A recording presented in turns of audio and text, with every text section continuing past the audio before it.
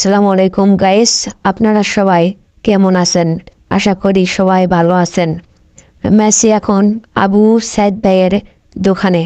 এখানে পার্টসের অনেক ধরনের জিনিস বিক্রি করা হয়, যেমন খাট, সুগেস, আলমারি, ওয়েড্রো, আরও অনেক ধরনের জিনিস বিক্রি করা হয়।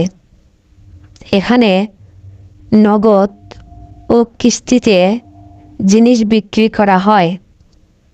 দোকানের লোকেশনটা হলো হরিণাটি বউবাজারের সামনে।